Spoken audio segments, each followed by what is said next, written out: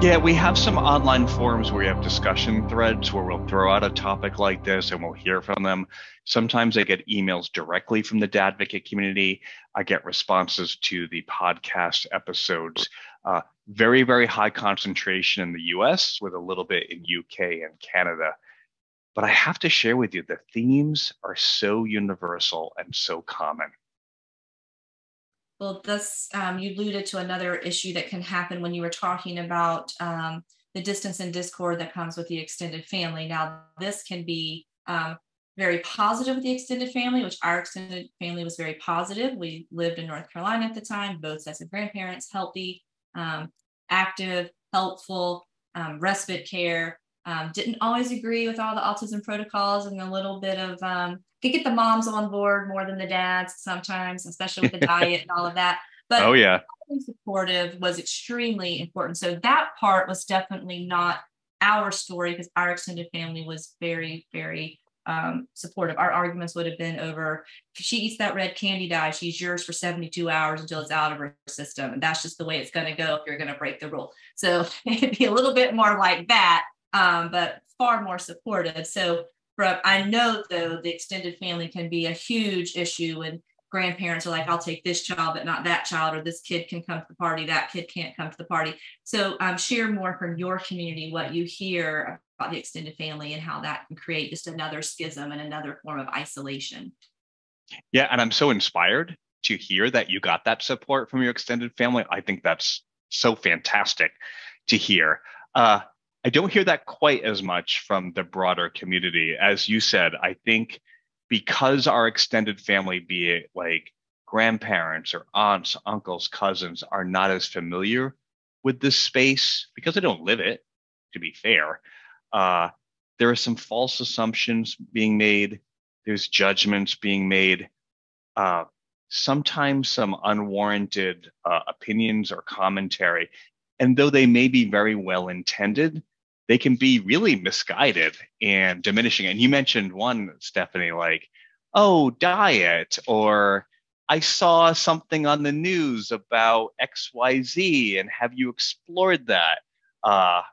Yes, I live in this space, but thank you. You saw something on the news and feel like I should totally take my daughter down a different therapy path. You know, some of the things I hear quite frequently are about vaccinations or very unique diets that might cure your child. I don't know if you've heard that. That is, even the word cure, I have such a strong reaction to. Special schools, special therapies. I call it even just very, very fundamental stereotyping. Like when I think about my own experience, I think my extended family is quite naive, and I think they think of this as being just behavior. And your son needs to learn. And Paul, you need to coach him. You need to discipline him so he doesn't engage in these behaviors. And what extended family typically does, this is neurodiversity. This is not a behavior issue. And when that happens, when you get that type of commentary or lack of support from your extended family, it's what we said around number 2. We isolate more. We feel even lonelier. And on occasion, I've shaken my heads and I've said to myself, man, they don't get it. They don't get the space I live in. So that has been my experience. And I think I've even heard quite a bit from the extended community as well. We've had more of that in our church community. Ah, yes. So there was a lot more focus on demonic possession, sin, bad. Really?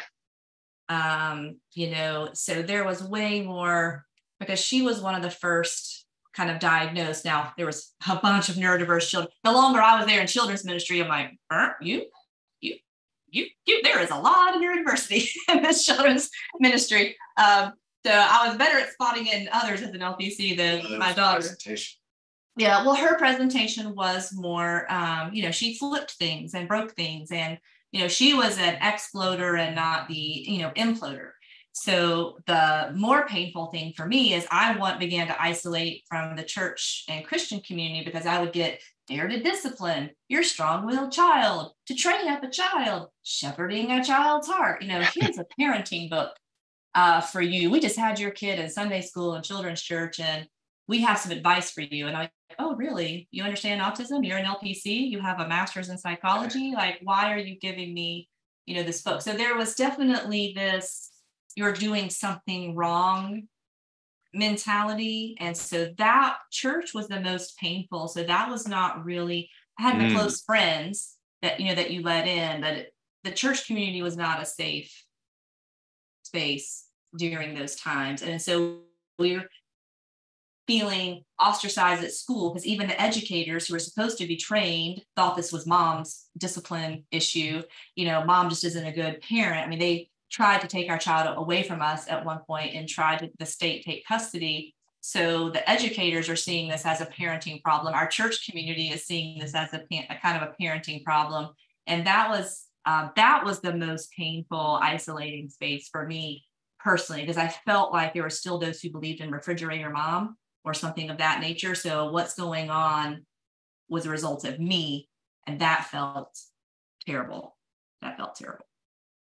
Gosh, that is heartbreaking to hear. And speaking of mom guilt, when, the system and educators and even your church is saying, well, maybe you're contributing to this, and we know that's not true.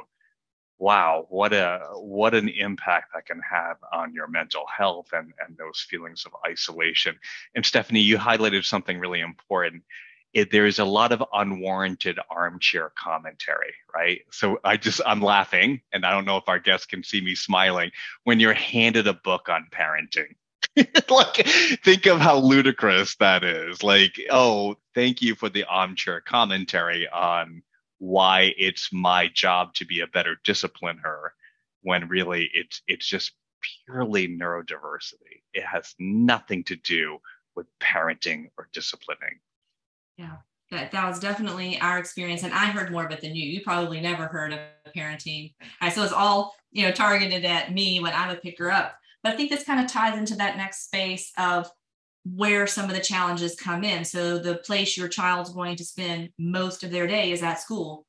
And so you're spend a lot of time orienting on 504, IEP, services, accommodations, BIP, BED. There's all these, like, I call it alphabet soup. I'm like, y'all are talking in a foreign language I don't even understand. And so at that point in time, from K to third grade, I was going it alone. Third grade, things shifted. But talk about, because we shared a little bit on our show about our challenges with the school system, and that's what my whole book is about. But what do you experience just for common themes on the IEPs and the schools and different things you're hearing? And are the dads in your community stepping up a little bit more and going to IEPs, or is mom just doing the IEPs? What's happening in your community? Man, that alphabet soup is incredibly confusing. And I think when we think about like challenges with schools, IEPs, 504s, therapies, this isn't unique to dads. This is dads and moms where this is completely new territory. And it's really heartbreaking when you hear about a mom or a dad bringing their daughter to school and the school says, we understand, we can accommodate your child. And then in a few weeks, you're told, we really can't do this for you. We can't support your daughter. So it's navigating the complexity of the school system, the IEPs, just even knowing what are some reasonable accommodations you could give my daughter or my son. So very, very common. Stephanie, and it's certainly some success stories. I always advocate any IEP meeting, mother and father should be present. You both need to hear the same story. And there are certain situations where, as we've talked about earlier in this episode, the roles are too archetypal, and perhaps the mom is primary care coordinator and she's running the show. But this is pervasive in our community, just the complexity and confusion around schools. Because I don't know what your experience was when I would say like all this stuff happening. I don't know if you felt like I was crazy, I was making this up, like the stuff wasn't going down that was going down in those meetings. But I mean, there didn't seem to be like an urgency until they went to diagnose me with Munchausen's by proximity and take our child away. That definitely was the tipping point to coming to the IEP meeting. But I mean, I guess, do you remember like what you were thinking or about all that time period? Yeah, but I mean, it was still a highly logical approach. Well, if they're not going to listen, what does my presence do that makes them change their mind? I mean, I thought I would have written them off, except you needed them, right? They run the school. They were absolutely irrelevant to me, except that they weren't. I thought they were dumber than dirt, but there's nothing I could do about it. They ran the school. So what does me being at a meeting change people that I have already written off for useless? It didn't, and that's the way I viewed it. So it didn't cross over any world that said, I could have helped her just by being there. Yeah, you kept me from going to jail one time when they said they were going to take our kid. The last meeting, she kept me in my chair under the table, was keeping me. Wow. In my so, that was a very important meeting. Yes. So like, you said what? And he's like, don't give him any cause. Don't give him any cause. Stay down. Sit down. It's like, okay, that's right. They're saying I'm crazy. Don't give them crazy. Right. So I'll echo your point about both of you going. In hindsight, I would say it's absolutely important, even if you don't understand what you're doing, just to be next to your spouse. Absolutely. If nothing else, because when you get in that conversation, there's an entourage of folks that, frankly, I don't believe that they're there for you. They're there for them. They've got their own agenda. They probably each have their own agenda. All of it is, I'm going to wax a little cynical, all of it is related to money and how much they don't want to give you to help your child, of which they were supposed to, because that's the law. So with that as your counsel, the folks around the table, it really is like 800 to 1. And the thing, and I'll talk to the neurodiverse dad in this moment, the thing I did not appreciate was the fact that being physically next to her was way more valuable than I ever understood.